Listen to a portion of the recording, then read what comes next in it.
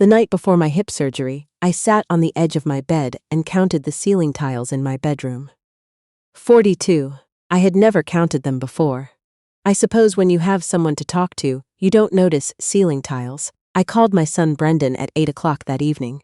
I had rehearsed what I would say, not because I needed to rehearse talking to my own child, but because I had learned, somewhere in the last few years, that saying the wrong thing to Brendan meant saying the wrong thing to his wife Courtney. And saying the wrong thing to Courtney meant not hearing from either of them for weeks. He picked up on the fourth ring. "Hey, Mom!" "Hi, sweetheart. I just wanted to remind you, the surgery is tomorrow morning. 7:30 check-in at Mercy General." A pause. Not long, just enough. Right, yeah. Courtney and I were actually talking about that. The thing is, her sister's kids are coming in from Denver this weekend, and she really needs me here to help with. I stopped listening at some point. I heard the shape of the words without taking in the meaning, the way you hear music in a waiting room. I sat there on my bed, and I looked at those 42 ceiling tiles and I said, "Of course, Brendan. Don't worry about it." "You sure? Because you could always reschedule." "I've been on the waiting list 4 months," I said. "I can't reschedule." "Right, yeah." Another pause. "You'll be fine, Mom. You're tough." After I hung up, I sat there for a long time.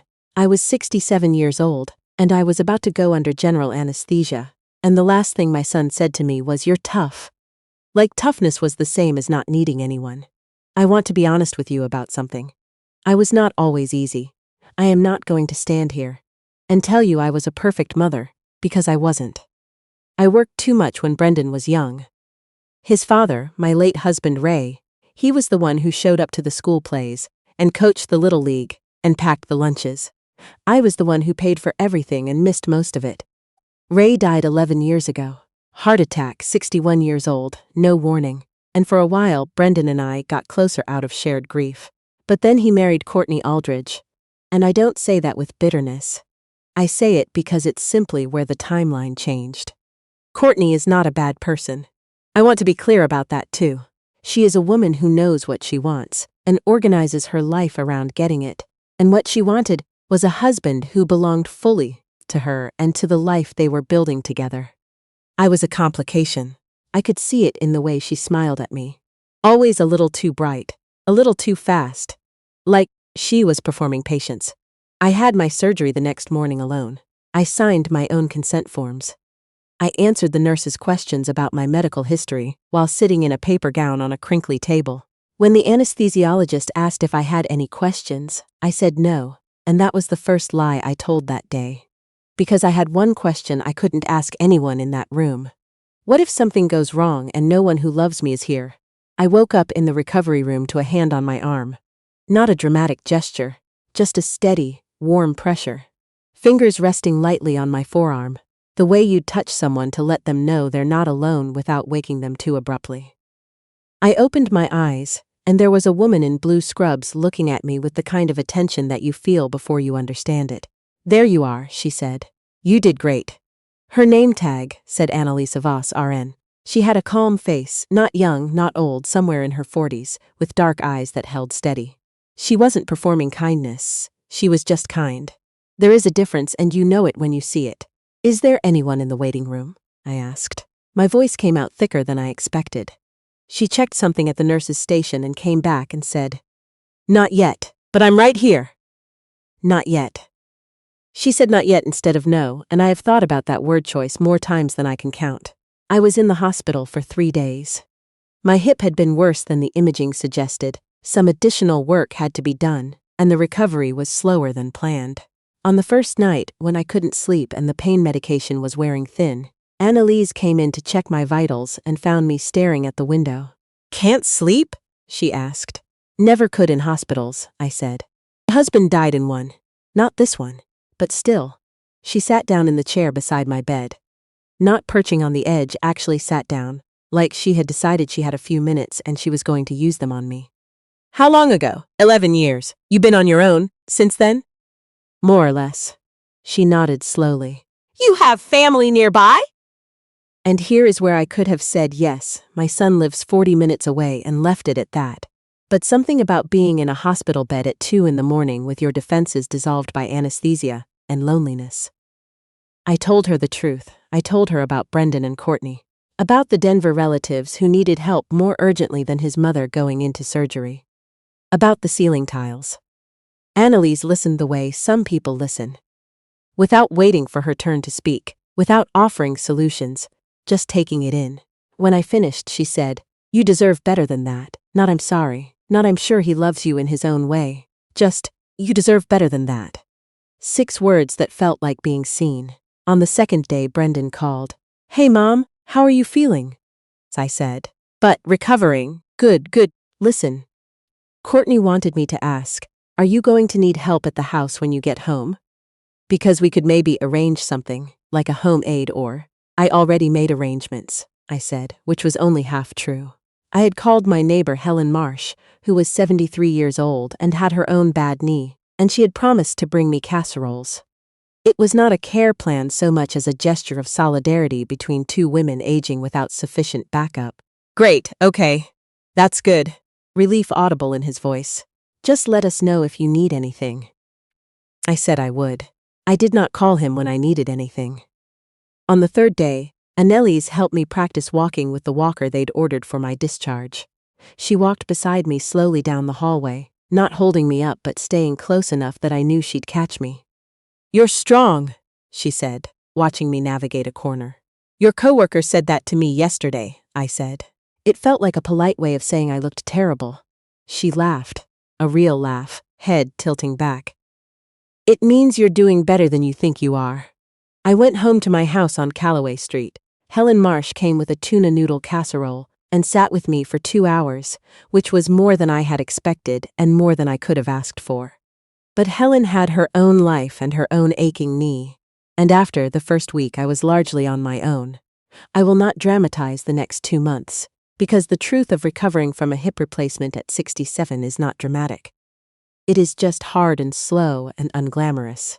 It is physical therapy twice a week and learning to trust your own body again, and lying awake at night, wondering how many more of these moments you have ahead of you, and whether they'll all look like this. Brendan visited once. 3 weeks after the surgery, a Sunday afternoon, Courtney not with him. He brought a fruit basket. The kind from the grocery store, wrapped in cellophane with a bow that had come slightly undone. And he sat in my living room with his hands on his knees. And I watched him be uncomfortable, and I felt, for the first time, something cool and clear settle into my chest. Not anger, something more like clarity. "You look good, Mom," he said. "I look like someone who's been recovering from surgery alone," I said, not unkindly, just honestly. And I watched him flinch. "Mom, Brendan," I said, "I'm not trying to make you feel guilty. I'm telling you the truth, because I think we stopped doing that somewhere along the way, and I'm too old to keep pretending." He didn't say much after that. He left an hour later and texted me from the driveway. "I love you, Mom. I just don't always know how to show it." I stared at that text for a long time. I believed him. I also understood finally that believing someone loves you is not the same as being loved in the ways that matter. Annalise had given me her email address on my last day at the hospital. She sometimes did that for patients she was worried about. She said, patients who seemed like they might not ask for help when they needed it. I emailed her 3 weeks into my recovery, mostly just to say I was managing. And she wrote back within a day with practical questions. Was I sleeping, eating properly? Had I made it outside yet? We started writing back and forth, then talking on the phone on Sunday evenings, because she worked rotating shifts, and Sunday evenings were usually free. She told me about her life. A daughter in college in Oregon. A mother she was trying to get to move closer. An apartment she was saving to leave for something with a yard. I told her about my life. Ray, Brendan, the real estate business I had built from nothing in my 30s and sold 7 years ago. She was a good listener, and she was, I came to understand, genuinely interested. Not in what I owned or what I could do for her. Just in me, the way a friend is interested. I had not had a friend like that in a long time. Maybe since Ray died. By summer I was walking without the walker. By August I was driving again. I went back to my garden, which had suffered in my absence and required a kind of patient rehabilitation that felt, honestly, a little like what I'd been doing myself. I planted late-season tomatoes that wouldn't make it to harvest, and did it anyway, because the planting itself was enough. One evening in September, I was sitting on my back porch with a glass of iced tea when I thought about my will. I had written it years ago, when Ray was still alive, and updated it once after he died. Everything to Brendan. The house, the investments, the savings. Not an enormous fortune, but the careful accumulation of 40 years of work, the thing I had built while I was too busy to go to school plays. I had thought of it as the proof of my love, the part of me that would stay with him when I couldn't. Sitting on that porch in September, I thought, but what has he done with it? Not resentfully. Just as a question. I thought about what it would mean to hand that accumulation to a man who, when I needed him most, was helping his wife's sister's children settle into their Denver hotel. I thought about Annalise Voss, who sat down in a chair at 2 a.m. because a woman was staring at a window, who said not yet when she could have said no, who had been more present to me in 3 days than my son had been in 3 years. I called my attorney, a woman named Patricia Holden, who had handled my estate planning for 15 years. I told her I wanted to come in.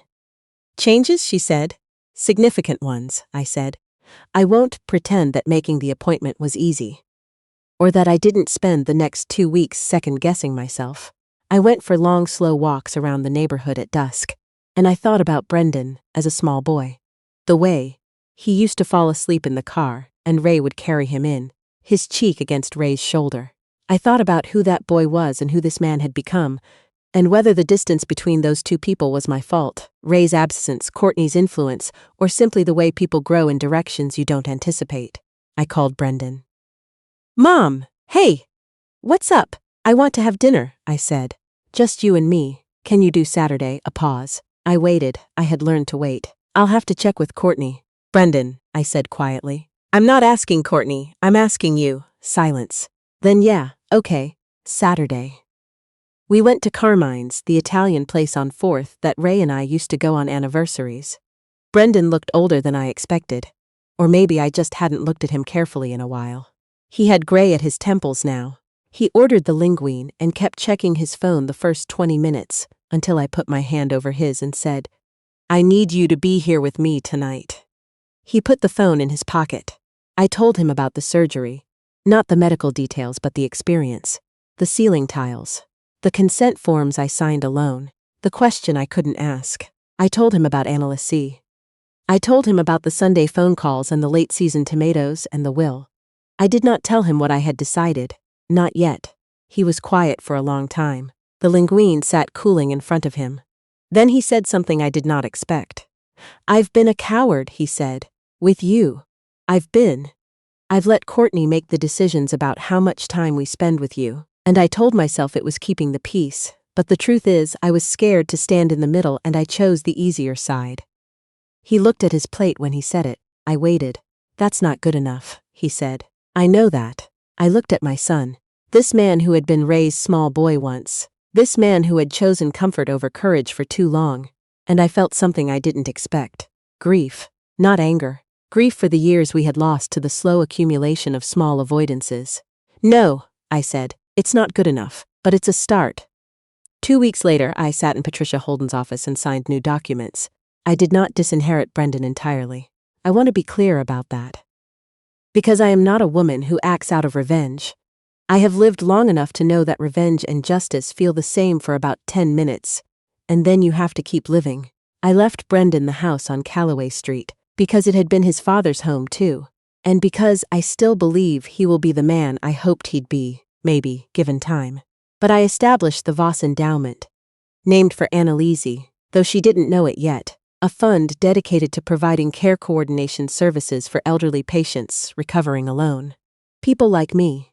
People who lie awake at 2 a.m, wondering if the person they love will show up. The endowment received the majority of my estate. The investments, the savings, the careful 40 years. And I left Annalise Voss herself a personal gift. Enough to leave that apartment, to buy something with a yard, to feel less precarious in the way that good people who spend their lives caring for others so often do. I drove to the hospital on a Thursday afternoon in October to tell her in person. I didn't call ahead. I parked in the visitor lot, and I sat in my car for a few minutes looking at the building where she had said not yet instead of no, and then I went in. She was just coming off a shift, She saw me in the lobby and her face went through several things at once. Surprise, warmth, slight concern. "What are you doing here? Are you all right?" "I'm fine," I said. "Better than fine. I need to tell you something." We sat in the small cafeteria off the main lobby and I told her about the endowment and the gift. I watched her face as I said the numbers. She went very still. "I can't accept that," she said. "You already did," I said. "The paperwork is filed." "That's not." She stopped. Started again. "Why?" I thought about how to answer that. I could have said because you were kind to me, but that didn't capture it, because people are kind to me and I don't rewrite my will for them. I could have said because you were there, but that sounded too simple for something that had rearranged something inside me.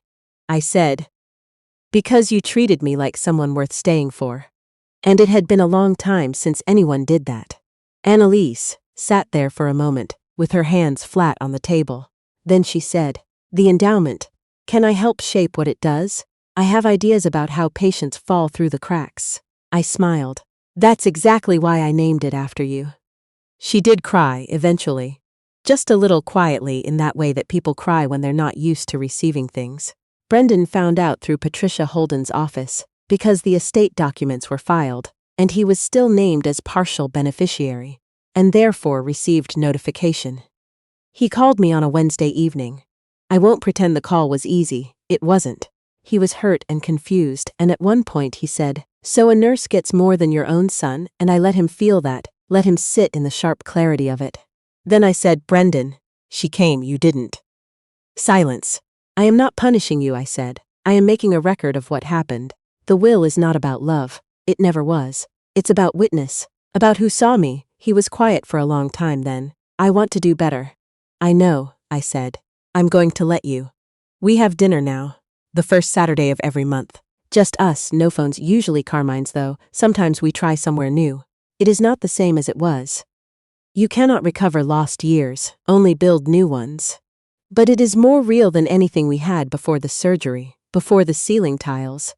Before I learned that letting someone off the hook is not the same as forgiving them." The Voss Endowment launched in the spring.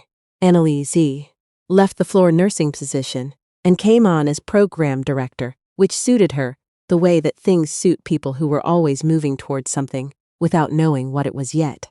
The endowment now coordinates care volunteers for patients recovering without family support. Not charity, not pity. Just the steady hand on the forearm that says, "You are not alone, and I am not going anywhere." I planted tomatoes again this summer. Late season.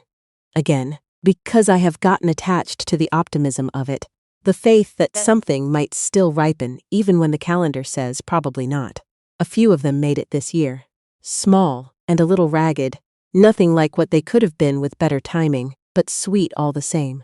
I sit on my back porch sometimes in the evenings, and I think about the woman who counted ceiling tiles the night before her surgery. I think about what she was afraid of, and whether her fears were answered in the way she would have chosen. Some of them were not. You don't get to choose how healing comes, or who delivers it. You only get to decide, once it arrives, whether you're going to be grateful, or whether you're going to keep waiting for it to look the way you always imagined it would. I was 67 years old, and I had to learn that the hard way. I'm 69 now, and I wouldn't trade what I know.